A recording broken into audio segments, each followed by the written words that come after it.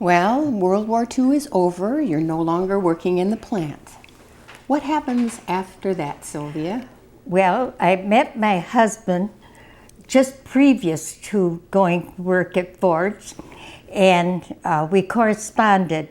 I played hooky from school, and I was downtown at the Fox Theater, and they were just enlisting, and we saw the truant officer with his convertible. We knew he had a convertible, and so we hid behind these guys, and they got, because there was the whole 12th grade class played hooky, and then they were,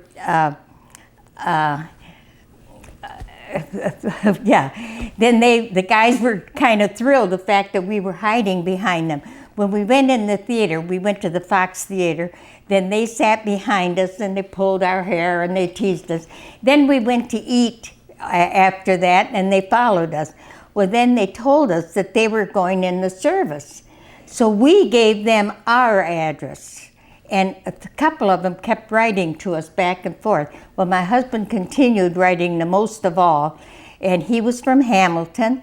And when he got out of the service, we became engaged, and we were engaged for a whole year. We went together 3 years, all during the war. And then we were engaged for a whole year before we got married. And I have a beautiful, beautiful family. I have three children, 2 sons and a daughter, Nick, Ben, and Crystal. And I have 10 grandchildren, and they're all married. And I have 32 great-grandchildren. So I'm a very happy, pleasant grandmother. I love them dearly. Wonderful. And they're all wonderful, and I'm blessed many times over with them.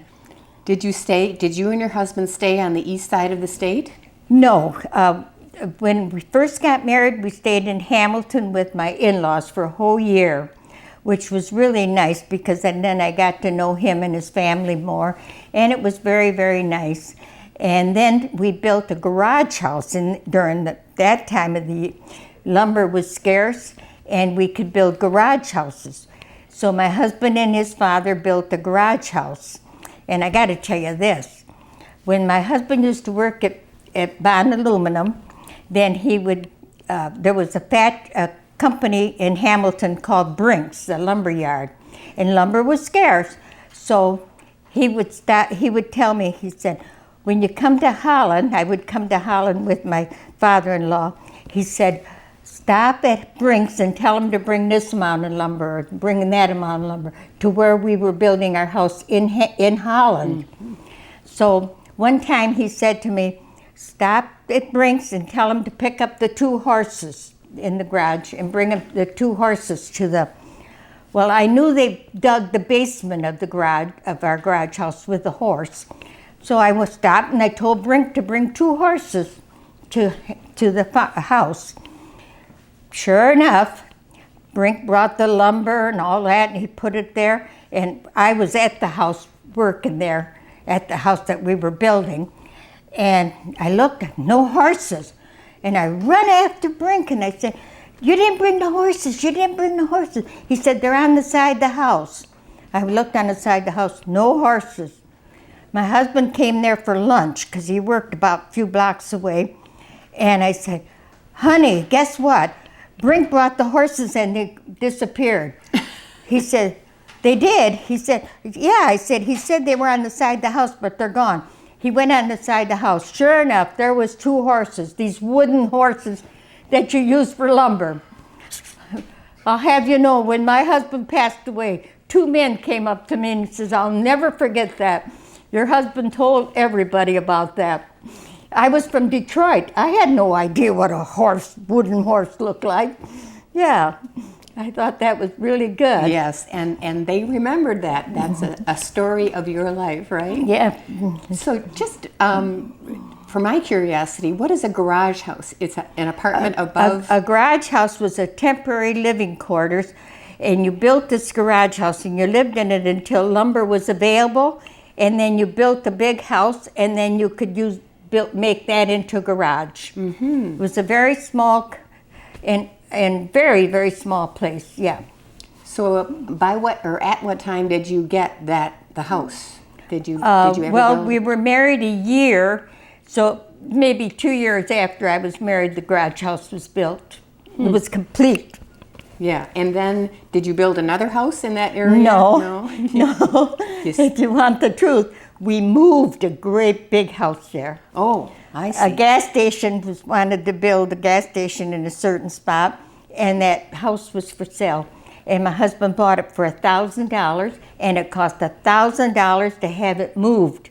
They moved this great big 3-bedroom house, 4-bedroom house, over to, they dug the basement and they moved it on that property. And I lived in it up until a couple of years ago. Okay, and where did you move a couple of years ago? I moved into a condo. In Holland? Yes, in Holland, just a little ways down from where I lived before. Yes. I sold the house basically because it cost too much to mow the lawn. And I couldn't do it myself, and I had to do all the weeding, and Yeah. it was too much work. Well, It was Ben's idea, my son Ben's idea, that, Mom, you got to get out of here. yeah. Well, Yep. apparently you keep busy now too. We'll talk about that in a minute, or you'll talk about that in a minute.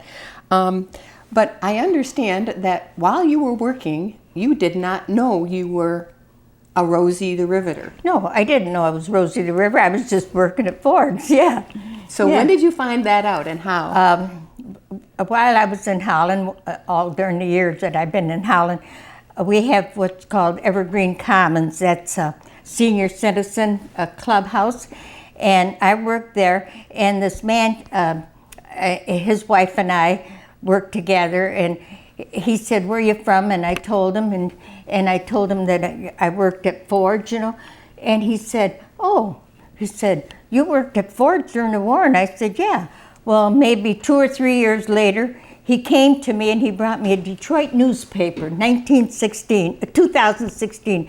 He brought me a Detroit newspaper where the club called Rosie the Riveter was going to going to Washington, and that they were going to pay all the expenses and take us to Washington. He said, "You know what? Maybe if you call this number, you can go along." Sure enough, his wife called the number, made all the arrangements, and I went to Washington with that group, and it was fantastic. There was 3 busloads of us. Yeah, we had a fantastic time. Let's go to this. There's a picture of that.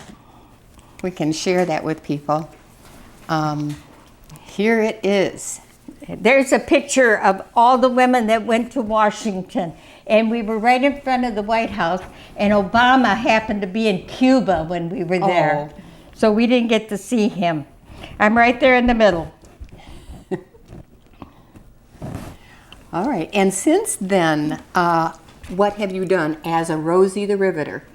I tell you, I am asked to speak quite often, many, many places. Just recently, in 2018, I went to Florida and at a convention for the VFW Women's Auxiliary.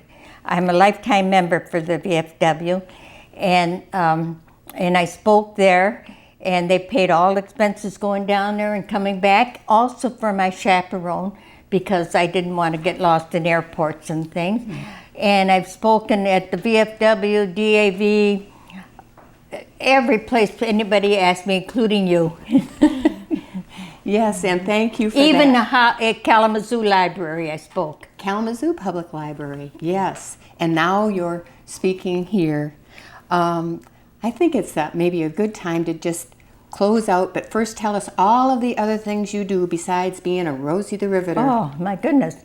I belong to the VFW, the DAV. I play bingo 3-4 times a week. I play cards many, many days a week with quite a few groups. I belong to a birthday club. I belong to church. I hear you Dutch dance. I'm a Dutch dancer, correct. That's the most important thing I do. I'm a senior Dutch dancer, and we Dutch dance all over. We go to festivals and to nursing homes, plus we dance all during tulip time. Wonderful. Downtown and at Dutch Village. Well, Sylvia Olga Tanis, thank you for your time today and for sharing this and for your life of contributions just by being you. That's what I would say. I really appreciate it, Pat. I really appreciate it, Yes, Patricia. thank you so much. You're very, very welcome.